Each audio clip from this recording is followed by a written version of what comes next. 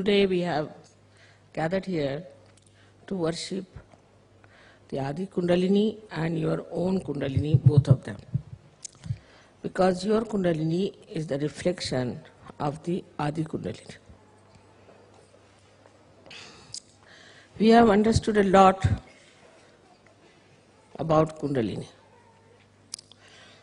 And also we know that through her awakening only, through her ascent only, we have ascended into a very higher realm of consciousness. It's not only that we have risen to a very higher realm of awareness, but that it has granted us so many powers that never before in the history of spirituality people had this power of awakening of Kundalini. As soon as they got their awakening, perhaps, they went more on to the left or to the right and tried to achieve powers which were not so much for the benevolence of others. Buddha has written clearly that when the incarnation of future Buddha, that is Matraya, three mothers put together, comes in, that time it will be used for the benevolence of people. This is one of the signs of the people, not only of Sahajogis, but of the people. So how can it be unless and until those who are Buddhas, means those who are realized souls, know the science of Kundalini? Those people who had very little knowledge about Kundalini, who must have read in some scriptures or somewhere which is being described, started misusing it, and so they became tantrikas. But tantra, as you know very well, is the mechanism of Kundalini, and the yantra is the Kundalini itself, is the machine.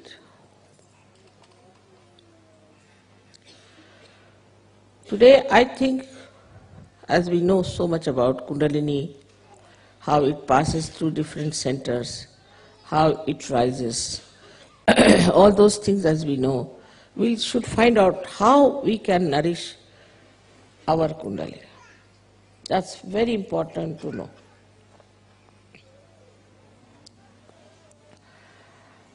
First of all, there's a big difference between you people and other people who got their realization. First big difference is this, that this power you have achieved Sahaja, easily. Others had to go to Himalayas, stand in the cold there for days together. So many died, live in the caves, eating fruits, sometimes nothing. Even Buddha's time, they had to use only one piece of cloth to cover their body, and they had to ask for alms in the villages and somehow cook some food and eat it, whether it was cold or hot, no comforts. On the contrary, he taught them that we should give up all our comforts, because you can live without comforts. But none of them got realization and none of them could do the work of awakening of Kundalini.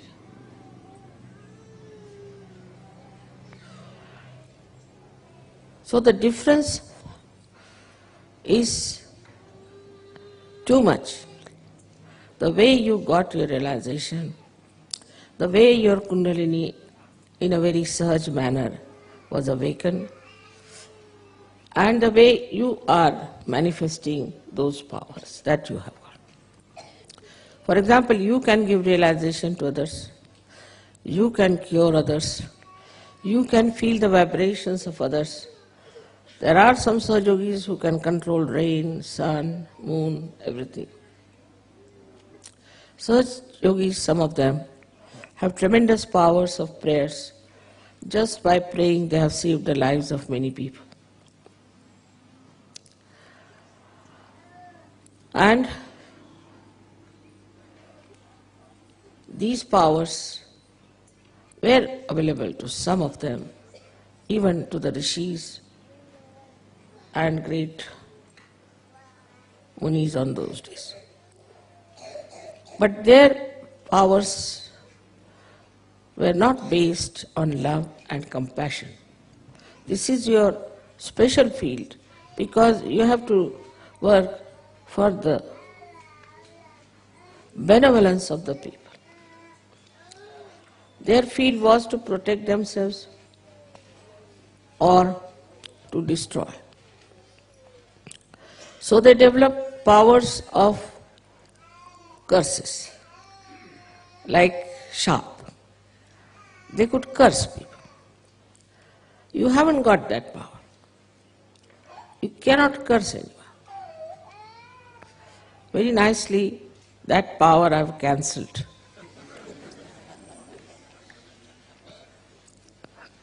Nor do I curse. I can, but I never curse it. Because our basis is love and compassion and tenderliness.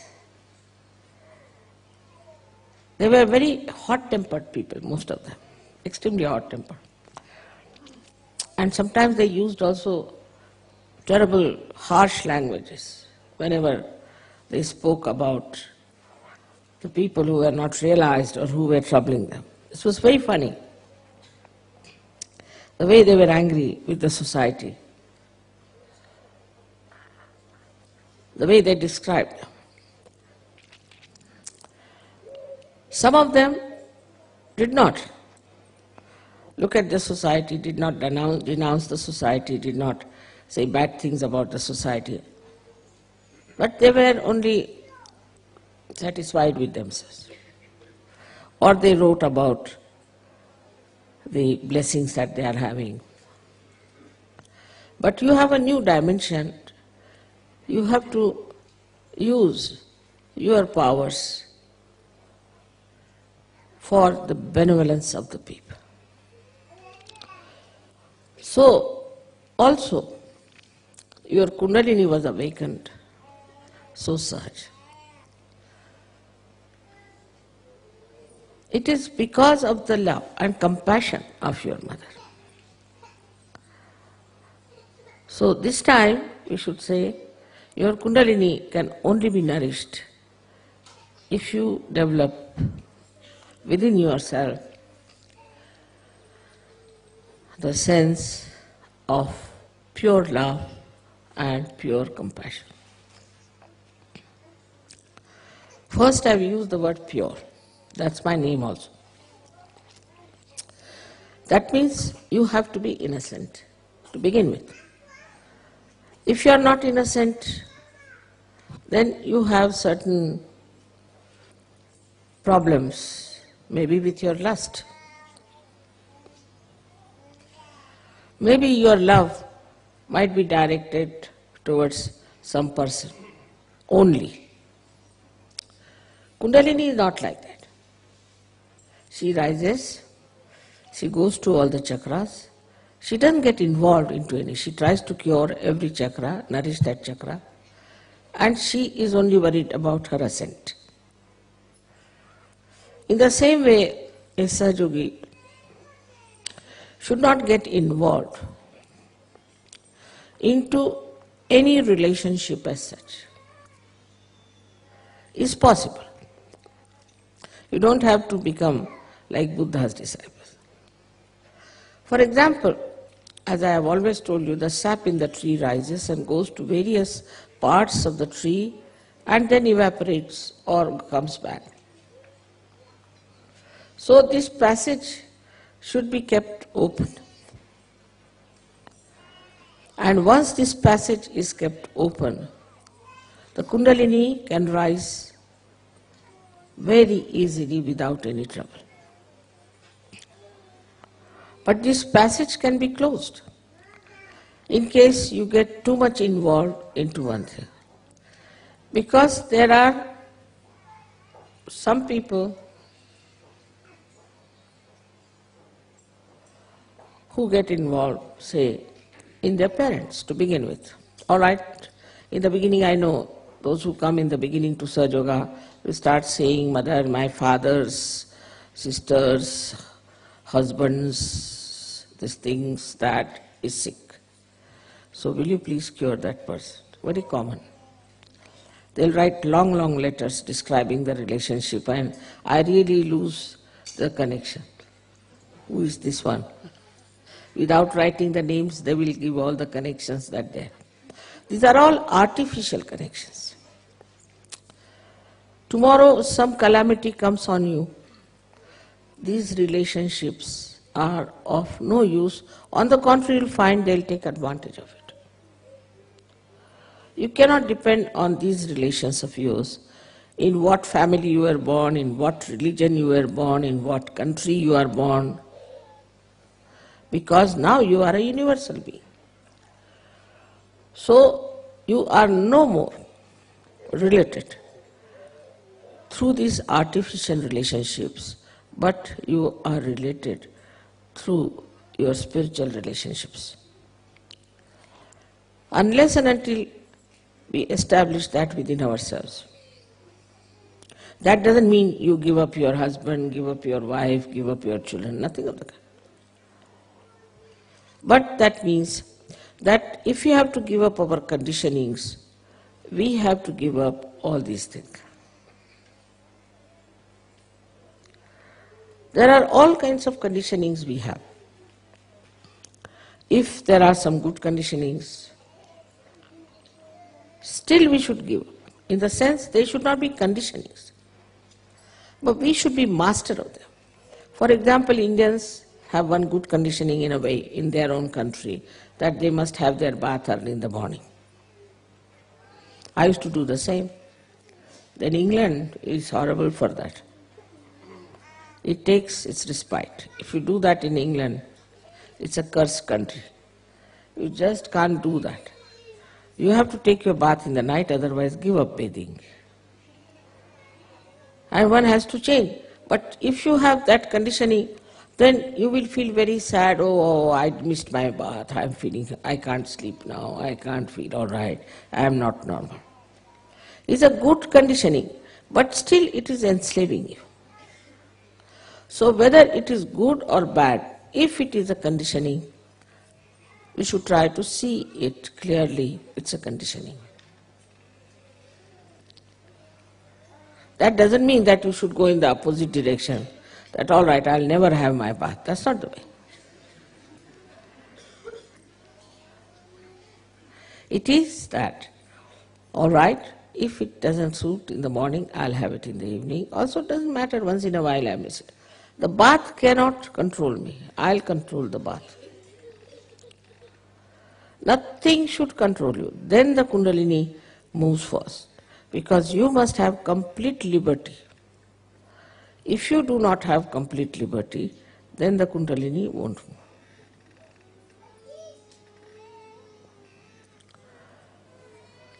We have conditionings of our families, of our religion, of our country. These conditionings, as far as possible, is to be seen clearly that we have got it through our family. If you are born a Christian, you will always be more attached to Christ. Christ you have not seen, you don't know whether he existed or not, whether this Bible is true or not, but you will be more attached to Bible. Now, if you are a Hindu, you will be more attached to Gita or to Vedas or something. This creates imbalance. Because we must have the same attitude towards all the religions, towards all the scriptures. That's the sign of a saint. So this conditioning has to go. In what country you are born is another conditioning which has to be fought out. Very important it is. I don't want to discuss the conditionings of different countries, but you know very well. After realization, when you rise higher than your society which is surrounding you, you start understanding and you start describing. I have come to know about the stupidity of all these countries through the people who belong to that country. For example, a Frenchman will say, "Mother, this is typical French mind." He is a French, otherwise born. Or a Hindu will say, "Mother, this is typically a Hindu man." He will do like this. So then you understand that you are not typifying that country. You are a universal being and you are living like a universal being. Once you become the universal being, then also you realize that the skin deep complexion makes no difference in the world. So then you don't start hating somebody who is darker than you or who is fairer than you. Both ways it works. It's not only the people who are fair hate the darker ones, but darkers also hate equally. And mutually they believe that they are all absolutely wrong. If you ask a fanatic about another religion, he'll say that's the worst religion, his is the best. And you ask another fanatic, he will say his is the best, the rest of it is the worst. That means all of them are the worst, in a general opinion. Everybody seems to be the worst. All the fanatics are the worst. If you take a general consensus, see.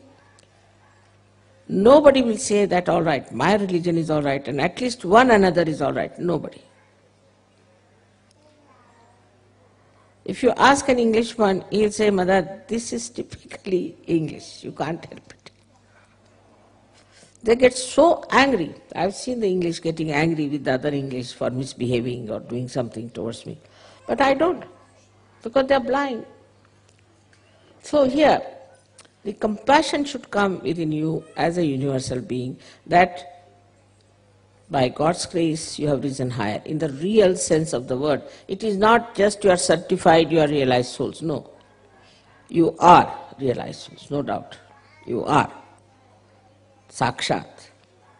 So, then as it is now, you are absolutely certified by God that you are realized souls. Naturally, you must change everything.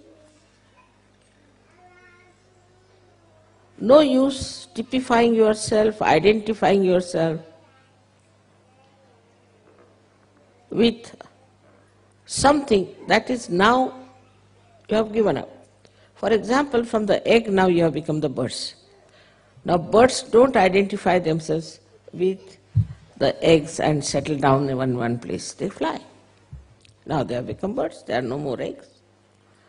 In the same way, we should accept our position.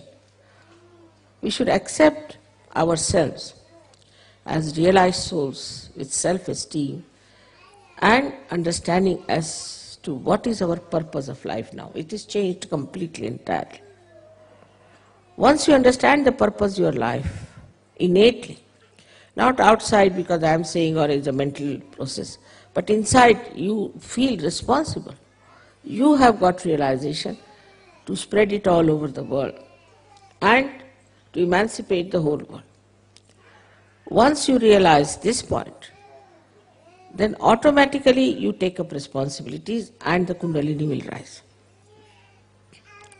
I know of many people who said, Mother, we cannot speak, we have a stage fright, all that. You just stand up, that's all.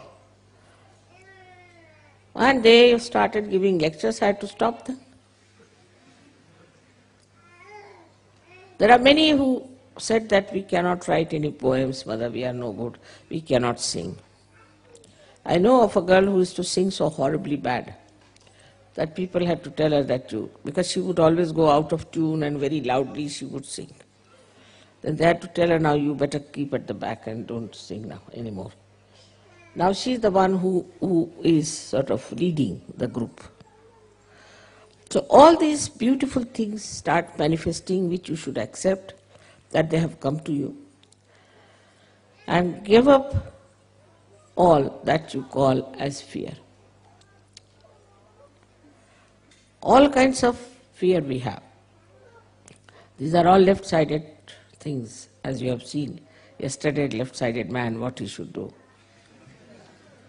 But what a left-sided man has to know, that he is now an enlightened soul. And no one can touch him, leave alone destroy. No saint will be destroyed. Those who will try to destroy you will in a very interesting manner will be finished. Not destroyed, but very interesting manner, very jocular manner.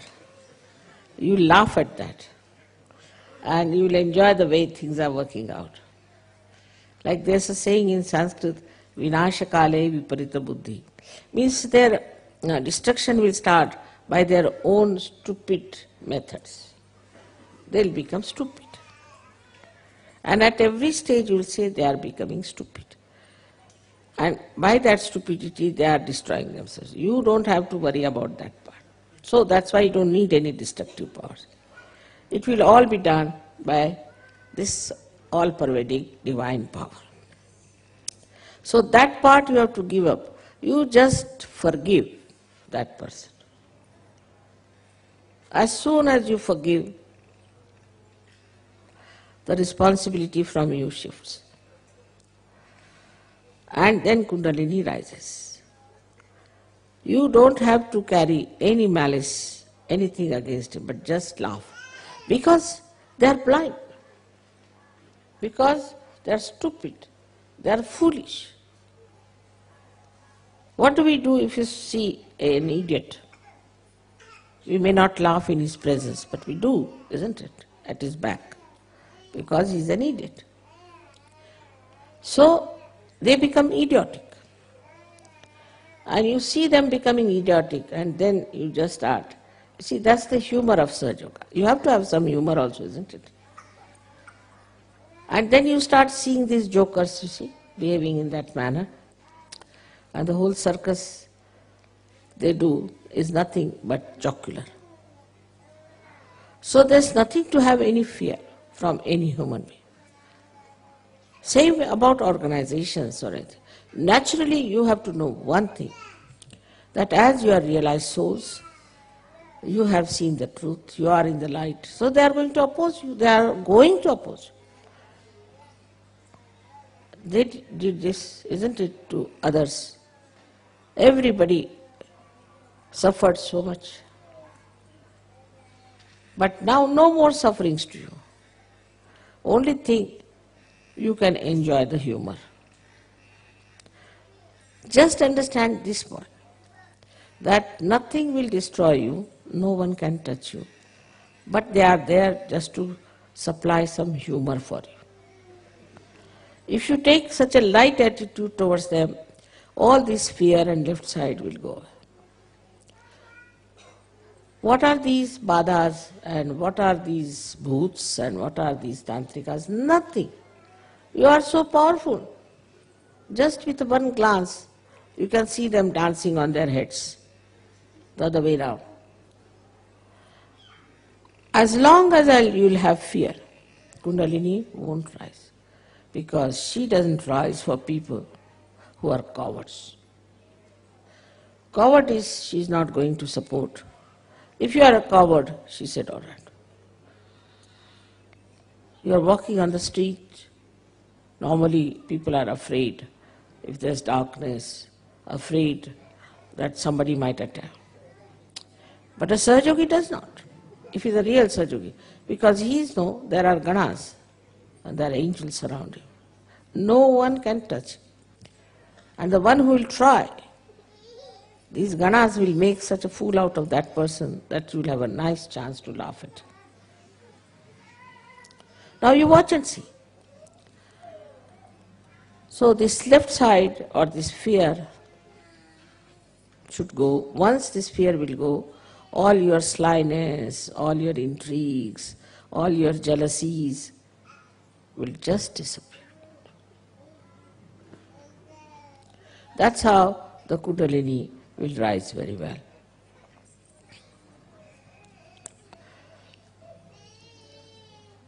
Then another problem is for the awakening of the Kundalini is your ego. That's tremendous, I must admit. Rather too much for people who follow Christ. It's very surprising. And those who follow Buddha. Because they are anti-Christ. Because they are anti-Buddha. The one who on the cross said that, "Oh Father, forgive them for they do not know what they are doing." If you are following him, how can you have ego?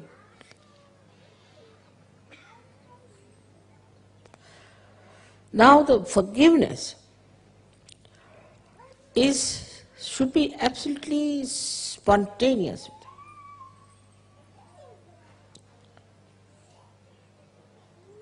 There should be no ripple even of anger. Because you are so powerful. What can anybody harm you? But if you catch on your agya, only you are harming yourself. If you want to harm yourself, nobody can help it. So this anger, which comes from liver and settles down in your agya, has to be looked into. That's a very important thing where Kundalini stops, in the West especially. Because this whole culture here has created two problems. The first one is acquisition instinct, what you call as greed. The more greed you have, the more these machines can run and you can have industrial development of plastics and then have a conference against ecology. In Spain I saw, I don't know, there must be 3-4 car factories because every car had only one driver because it had to be there. And so many cars that you just don't know how to move. For your program also is impossible. You must start 2 hours earlier when you can just take 15 minutes. In France is another thing, Paris. Paris, if you want to go somewhere, you should start at 4 o'clock in the morning. Otherwise you cannot reach that place. Same about Milan and same about Rome. The worst is Switzerland. I don't know what to say about Switzerland. The name itself is rather very dangerous.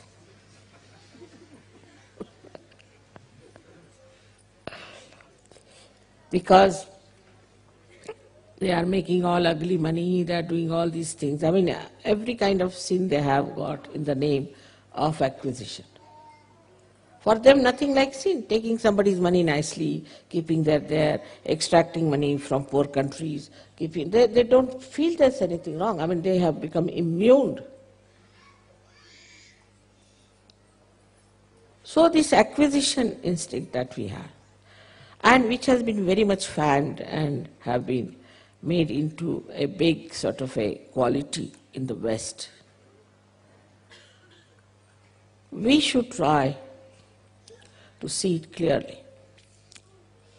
In the olden days, in the same European countries, this was used for creating art, for producing artists, for supporting artists. Even in our country, artists were supported by the kings and all the big empires that we had. These days, there's no question. No government is willing to support the artist. You know that Mozart was called by the Queen herself to play before her. So the governments were not only looking after the collection of taxes, but they were looking after the artists, musicians, painters, and people who did creative art. Like in France, you can see how their queen collected beautiful artistic things and encouraged artists to do artistic work. Spent her money in that. And now, you know that she was killed by people. By killing her, they have killed the art of France.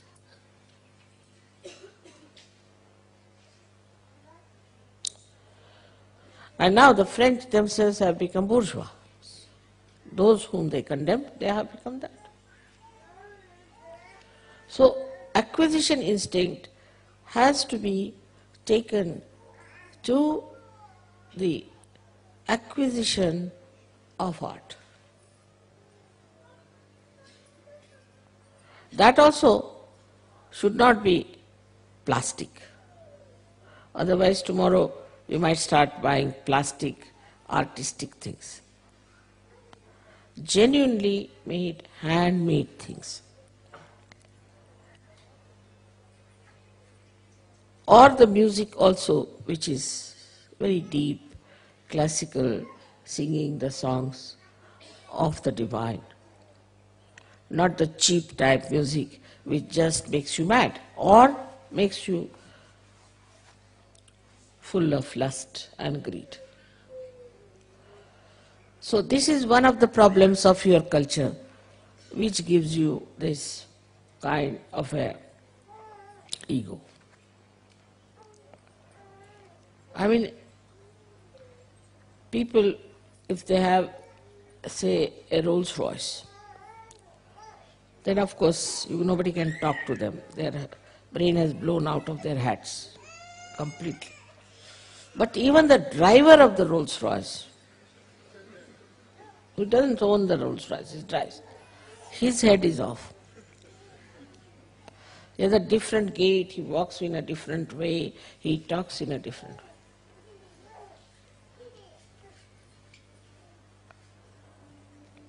So this acquisition instinct gives you so much of ego.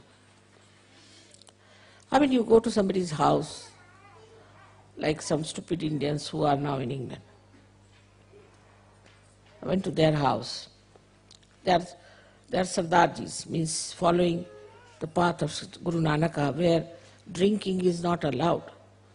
So as soon as you rise, he shows us a pub in his house. My God, I said. I went back 3-4 steps, you see. He says, see my pub, as he says. And from the pub he takes out a soda thing and shows us how it pumps out the soda. And he wouldn't talk, you know. And when we said we don't drink, he thought we were sinners of the worst type, that we don't drink. So this acquisition instinct is now ending up into something which is very cheap, vulgar, and immoral.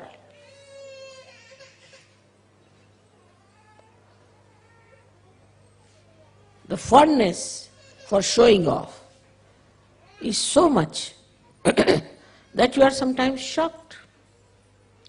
The way people try to show off. Like an American lady came from America. And she asked me, Mrs. Srivastav, how many pubs you have seen in London? I said, none. Oh, you are good for nothing. Useless, absolutely. You haven't seen any pub. The best houses in any village, any city in England is a pub. I said, from outside I've seen, all right, it's just to satisfy. I thought she's artistic. No, no, no, no, no, no. Do you know the best pub in London? She gave me the list, you know. I said, which one is the best? There was one called Hermit's Pub. I said, what is this supposed to be? You know, the man who was living in this house died. And nobody knew that he's dead. So, for months together, nobody went in. And the whole place was filled with that stink. And lots of cobwebs were there. Then they removed that dead body from there, and the stink is still there, and the cobwebs absolutely intact, you know. You have to be careful that you don't break them. And there, that is the best pub for which you have to pay quite a lot. And I have seen that, so proud. So where does it end then? This acquisition instinct ends in where? In rottening things, in putrefying. We may call it fermenting. It has to end up. Because the reaction of the ego comes and you start enjoying things which are rotten, like cheese of France. Never eat that. I tell you, you will burn your finger, you will burn your throat, and you will burn your stomach. It is very rotten. And the more rotten it is, the better. The wine. The wine is the rotten grape juice, absolutely rotten. You can't take it. It smells, I've seen the smells like a rotten cork. I asked somebody, how does it smell? He said, it's very fine. I said, does it smell like rotten cork? I've never smelled a cork. That's why I said, if he had smelled a rotten cork, he would never have taken to wine. So, all things that are rotten, you know the discovery of cheese, what had happened, how it started, do you know that? There was a big snowfall and milk was left in one cave. So, because of the snowfall, everybody forgot about the milk. It was left there, then summertime the milk became rotten, then it became more rotten, more rotten. After 12 years or so, somebody went and saw this there.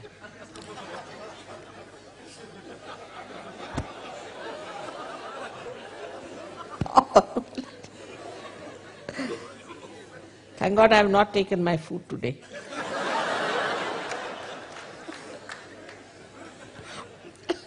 And so they took that milk, they called it cheese.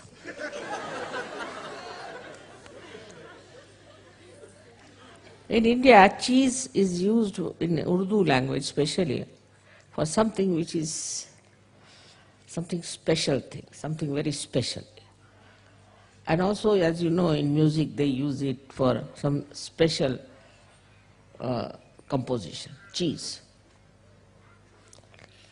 But here the cheese is the most rotten milk which no human beings or animals should eat. Worms may. So they gave it to worms. And I know in Holland and also in Sweden, I think,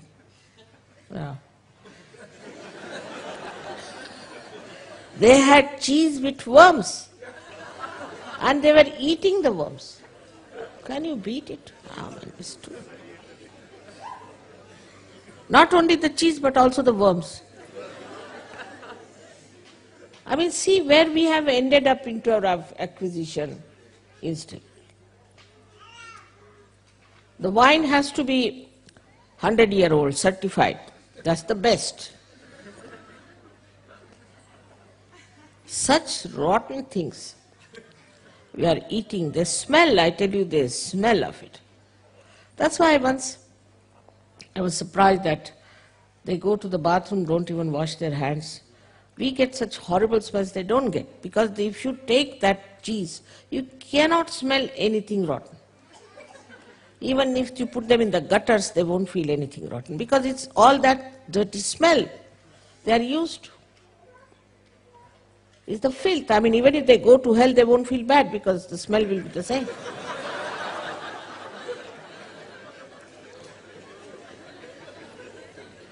So where should we put them? They are so immune to that dirty smell, which is absolutely subhuman. So this acquisition instinct in any elite society, once upon a time French society was regarded as elite. What happened?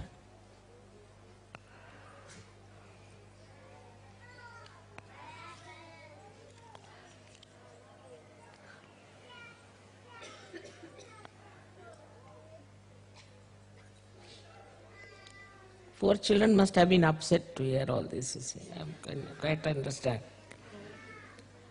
So the most elite society was the French society. It was most diplomatic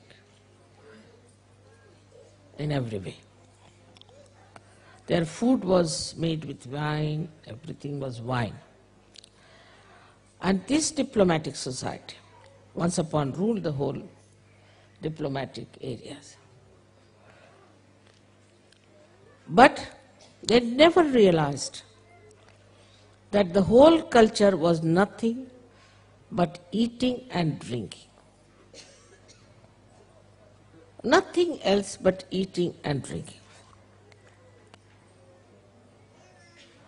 And later on, maybe little politics started. But this eating and drinking went to such a limit that now they have gone out of diplomatic areas. No one wants them.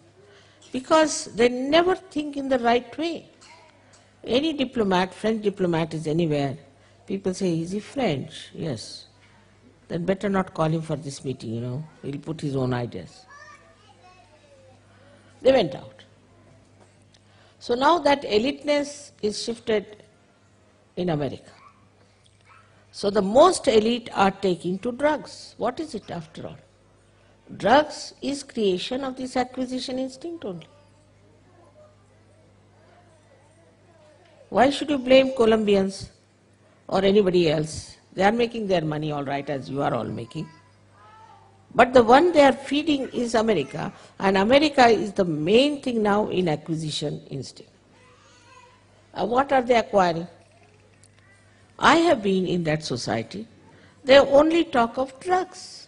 All right. Drugs, they talk not only that, but it's like a shopping of drugs. They all know where you get drugs, all these so-called ambassadors and these people, and their wives. With all their dresses have become simpler now, they do not dress up the way formerly the ambassadors' wives used to dress up. I will not be surprised if they come in holy pants.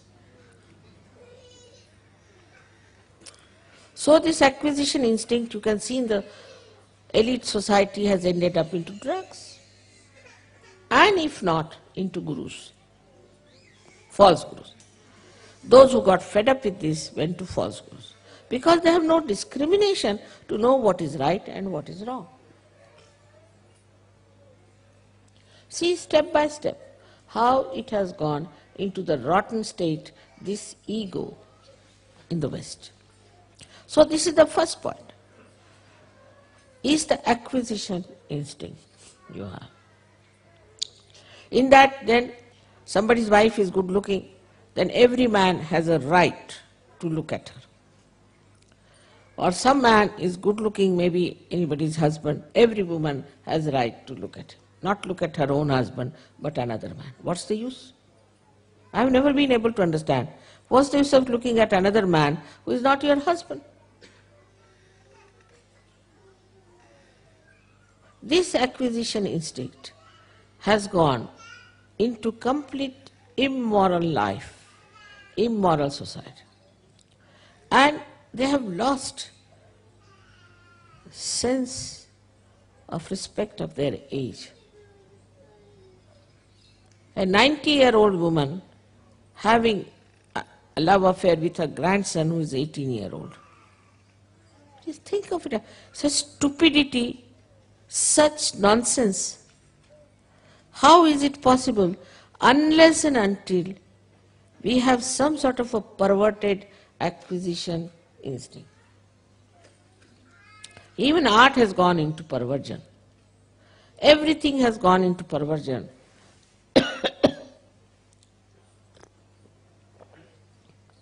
Because the curse of the Western society is that there is no Maryada. And Kundalini rises in its own Maryada. It brings back your Maryadas. It keeps you into your Maryadas. You are a human being. Don't live like animals, even worse than animals. You have no right to do that. God has not created you to be subhuman, but to be superhuman being. So, this is how it works out.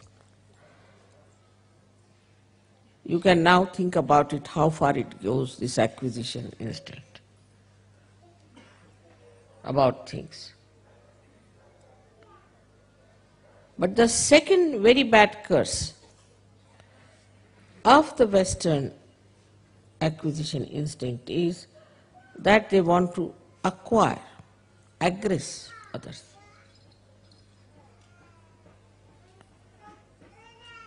Aggression, the aggressiveness. They think they have a right to aggress other countries. I mean, they aggressed our country for 300 years. Why? Why did they aggress? We are not bad people. Because we had gold, we had diamonds, we had pearls, we had lots of things, which were just material things for which they aggressed us. And they didn't take any spirituality from India. So the French aggressed, he's aggressed, all the time aggressing. Japanese are also following you. This aggression then moves the whole society into a very destructive force. You can see every day. The wars are going on. This is fighting that, that is fighting that. They want this, they want that. And this aggression has also penetrated the developing countries, the third world also. So, nicely the disease is on.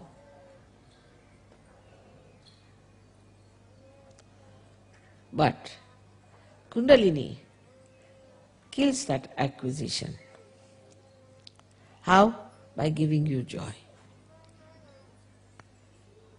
You enjoy everything. You are sitting in a jungle, you are enjoying. Here in uncomfortable conditions, you enjoy. Because you seek the comfort of your spirit, because that gives you joy. Ultimately, that's what you get out of everything. You think you get joy by acquisition, you do not. But through Kundalini awakening, you get that joy. And in that joy, you don't want anything.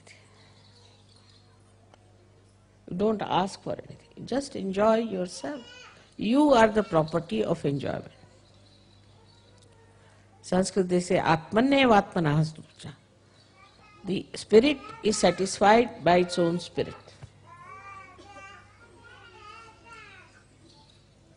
So into small things you must see joy.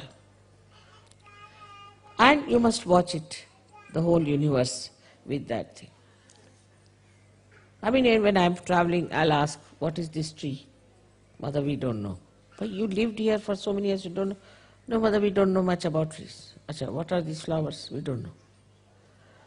I mean, what are you doing? What have you been doing? You don't know what are the trees. Every day you watch them. You don't know what is the tree is. But if you ask them, where do you get this wine? They will know. Mother, this is the place where they produce the best wines. All right, I'll see to it. And next year they had no fermentation.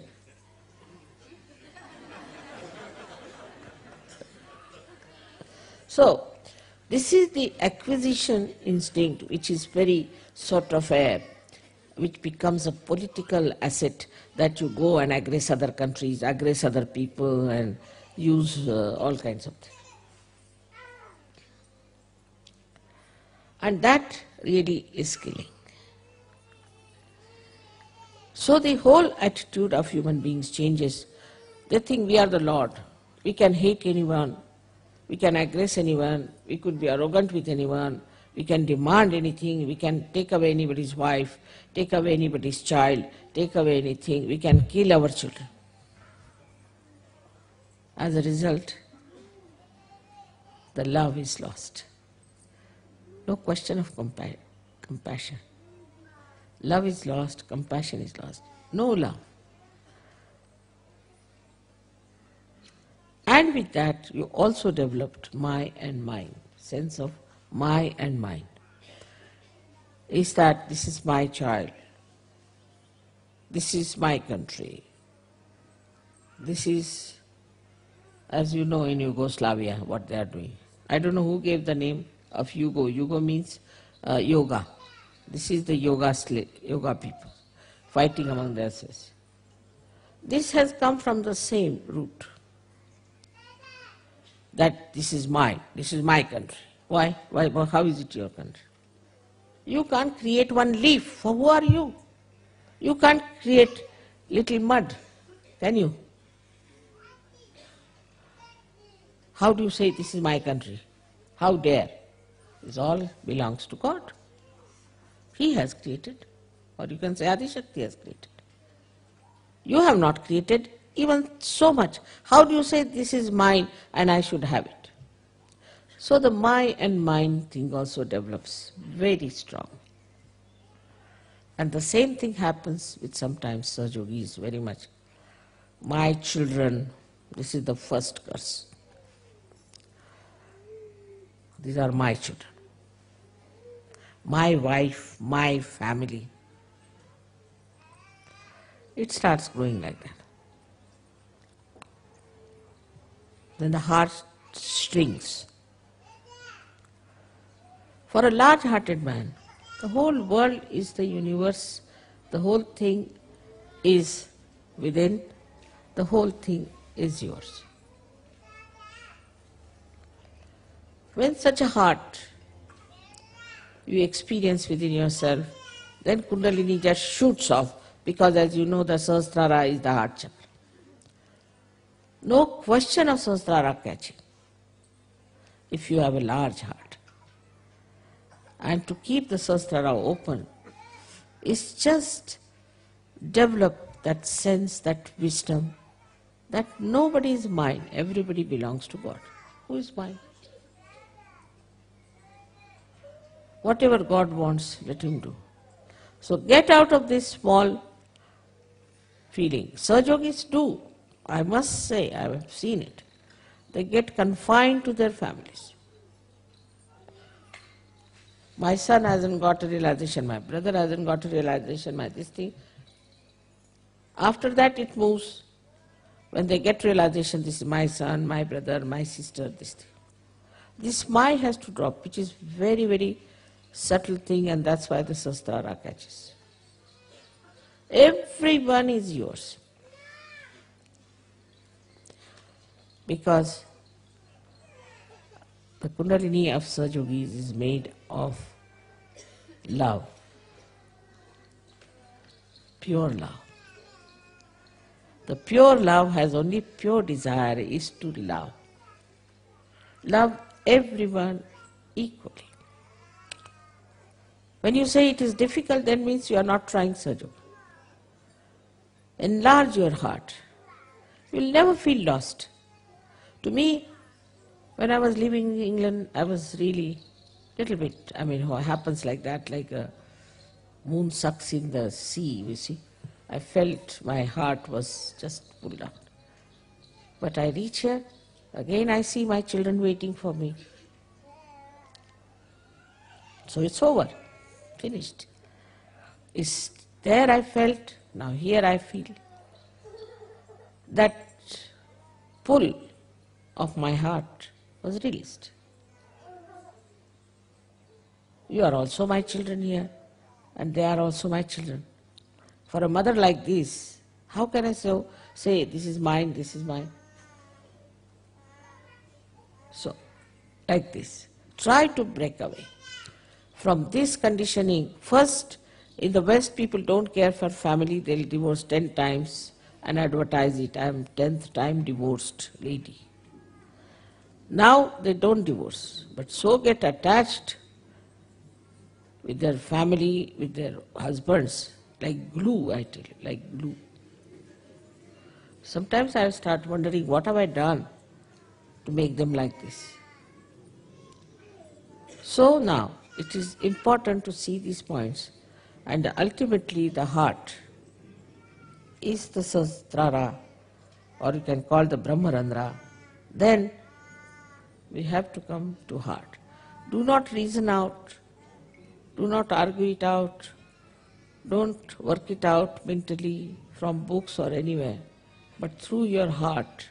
If you work it out, you will understand that nothing is more important than to love someone.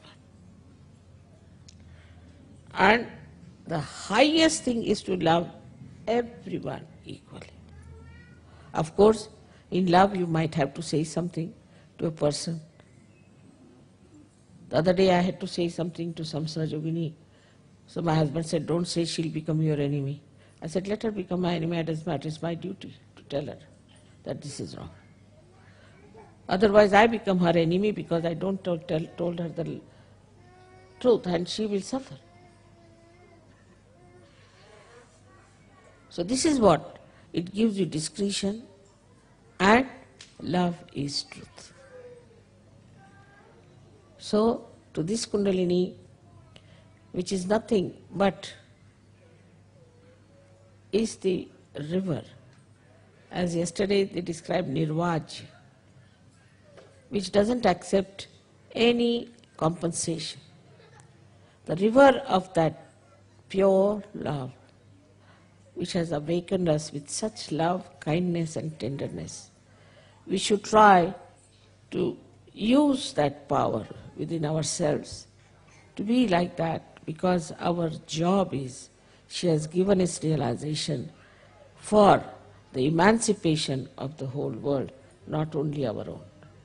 So everyone has to give realization to others, otherwise their Kundalini will settle back. Talk about Sahaja. Sahaja is not part-time. It is not a side issue. It should be always with you. Wherever you get a chance, you have to talk about Sahaja, you have to work it out, you have to give realization. Otherwise, no use. May God bless you all.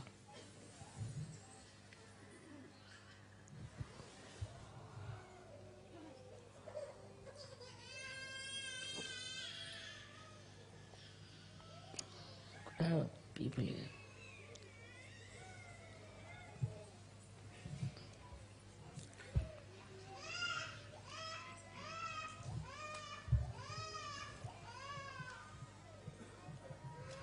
What should we do is